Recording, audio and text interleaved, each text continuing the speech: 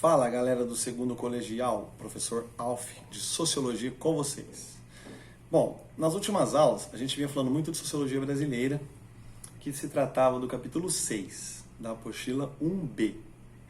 Hoje, dando continuidade à apostila, nós entramos na apostila 2 e especificamente no capítulo 7, que trata de novas abordagens teóricas da sociologia, ou especificamente da sociologia do século XX, onde a gente ainda vai falar de muitos assuntos.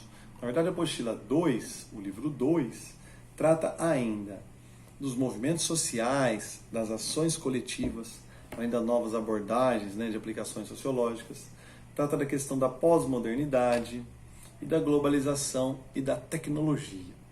No fundo, a gente sabe que as sociedades, ao longo do tempo, sofrem profundas modificações. Essas modificações alteram a nossa forma de viver, nossa forma de pensar, de sentir. O século XX foi um período em que a sociedade viveu uma transformação muito rápida, seja pelo avanço tecnológico, industrial, científico, seja pelo grande processo de urbanização que nós assistimos e que vimos surgir gradativamente. Sabemos que grande parte da humanidade hoje vive nas cidades. As cidades representam agora o habitat social que caracteriza a vida humana. A sociologia do século XX busca analisar essas transformações, seja o campo da cultura, com o advento da sociedade de massa, que homogeneiza a cultura, padroniza os comportamentos, criando um homem indiferente, que não tem consciência crítica, que não tem capacidade de pensar por si mesmo. Ao mesmo tempo, a sociologia do século XX busca analisar também as transformações econômicas, como a escola de Chicago, como a escola austríaca, e como as transformações que marcam ali também a economia.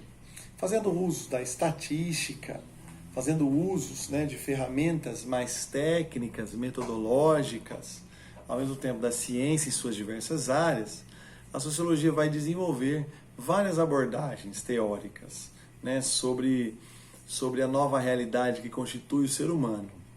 Ao mesmo tempo também que vai procurar, por meio dessas próprias explicações metodológicas, entender as principais esferas da transformação da realidade.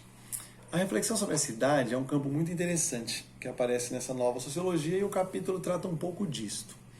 A cidade é um ambiente marcado sobretudo pela necessidade de sobrevivência econômica, onde o ser humano, cada vez mais voltado para o trabalho, e o trabalho que lhe ocupa grande parte do seu dia a dia, criam um ambiente sufocante, sobretudo de desigualdade, de controle social e também de diversas formas de exploração e de injustiça.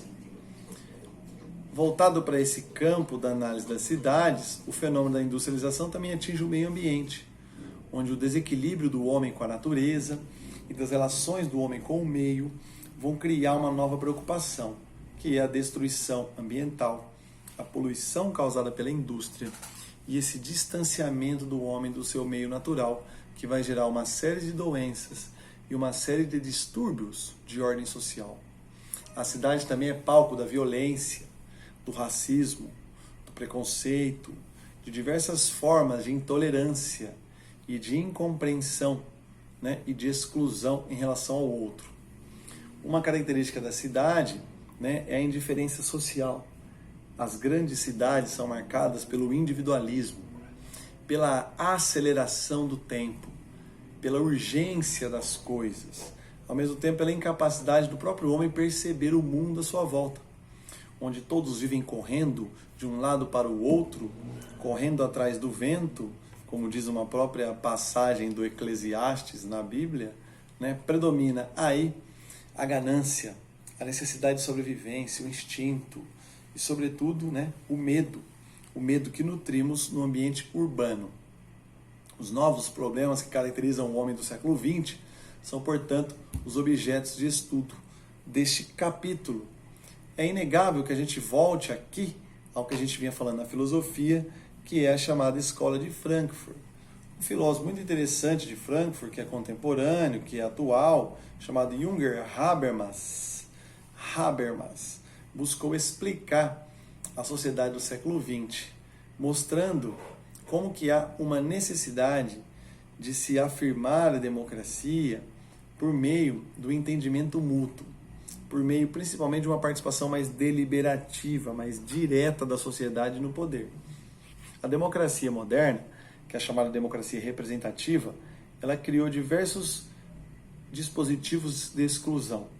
Por mais que o homem tenha direito ao voto, por mais que o homem tenha direito à representação política, as liberdades afirmadas na sociedade de massa são falsas, pois o voto é manipulado, as eleições criam um ambiente cujo dinheiro passa a determinar o poder, ao mesmo tempo que as diversas formas de manipulação, hoje a gente chama de fake news, né, as desinformações manipuladas como forma de prejudicar a própria democracia, elas estão em todas as esferas da informação ou da desinformação, dos grandes meios de comunicações de massa até as mídias sociais, onde qualquer pessoa pode criar informação, disseminar e influenciar, né, os influencers digitais, ou mesmo os robôs, né, que são instrumentos de também difusão, divulgação de informações.